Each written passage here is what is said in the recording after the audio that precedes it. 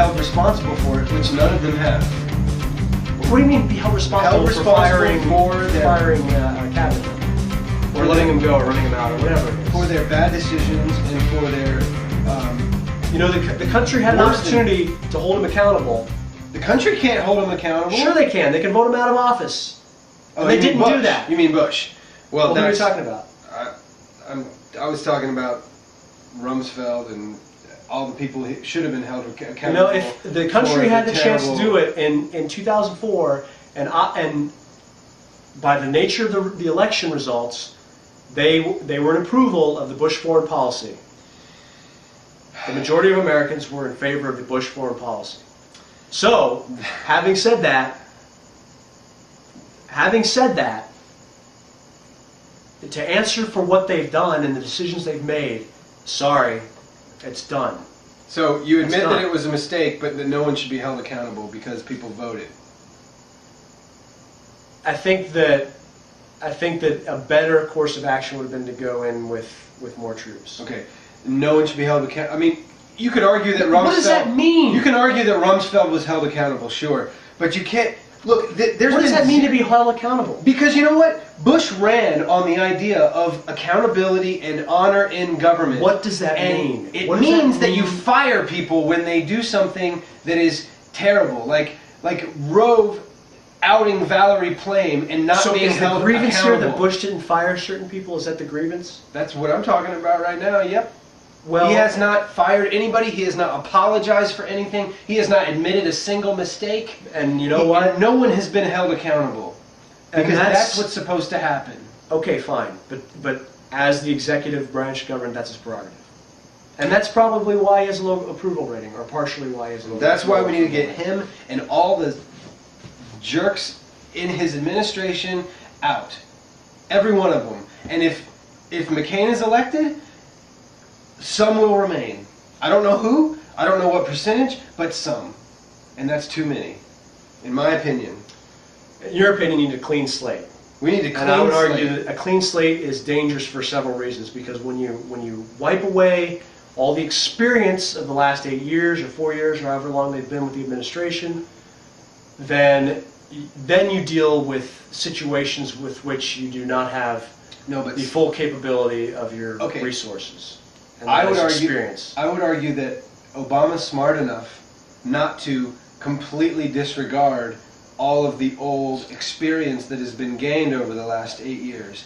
He would hire people that would go in there and really learn from the people who are sitting in office now. Which, by the way, is not what Bush did in 2000.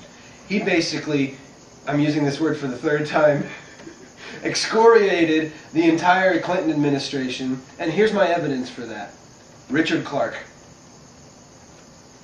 They said, you know who Richard Clark is? Mm-hmm. He was the head counterterrorism guy in the Clinton administration who had done an amazing job on, learning about and researching and discovering the Bin Laden network and all of this, and he's the one who had issued serious warnings to Condoleezza Rice and Colin Powell and George Bush and Dick Cheney as they came into office. Mm-hmm. And they ignored him, Joel. They ignored him. They said, we're really not that interested in that right now. I read this in Bob Woodward's book, by the way. The one that was one of the first ones that was actually very favorable of Bush. Mm-hmm. But it was in no uncertain terms. They just said, thanks, but no thanks. We'll figure it out from here. Which, in my opinion, is just screwed up. And I don't think Obama would do that. I think that possibly in certain foreign policy issues, they clean slate, wipe the experience level clean, and in certain foreign policy issues, they continued the strategic beginnings within the Clinton administration, or Bush 1. And I think that's going to happen in any change of administration. I think that happened from Clinton when he took over for Bush 1. Because when Clinton took over for Bush 1, Somalia, for one, I know this because of the military, changed from peacekeeping to nation building. The mission changed, and then we had Black Hawk Down. Mm-hmm. And so that's going to happen. You're going to think you know how to do it better, and you're going to throw out the guys who were in the previous administration. And you're going to bring in your own people, but every administration does that since the beginning of the presidency. And Obama will do that. He will probably retain some experience, but I guarantee you he will bring in his own thinkers. He will. Just like McCain will do the same thing. But I think he has the judgment to bring in his own fresh thinkers who are aligned with him, but at the same time respect the experience that you're talking about from the previous 8 years. Because you can't just have a clean break and say we're gonna ignore everything before. I understand the faith behind that statement, and from your perspective, I think that that's true. However, I love the quote from the convention. Who's actually fought for this country? Who's actually fought for this country, and who, by that credibility, to a large extent, is more qualified to make those kinds of foreign policy decisions? The answer to the first part of it is obvious. Okay. But the answer to the second part is not. Because just fighting in the military for your country while being an extremely honorable and worthy thing does not make you qualified by itself to be president. I agree. And this has been said, Biden even said it and got in trouble for it. But it's gives true. You a distinct perspective on the nature of armed conflict, when to use force, when not to use force, and the nature of the military forces of the United States, the organization, the capabilities. But isn't that what your sort of generals and your advisors and your national security guy are for? Not national security. Your main, national military security advisor. Yeah. Right. Isn't that what they're for? It doesn't have to be the president. Joint Staff Chairman, National Security Advisor, and whoever Donald Rumsfeld's job was. Oh, Secretary of Defense. Of course. Duh. But isn't that what the Secretary of Defense is for? Like, does the president have to be the Secretary of Defense? The president is the commander-in-chief. Mm-hmm. The president he's a civilian. He's a civilian for good reason. However,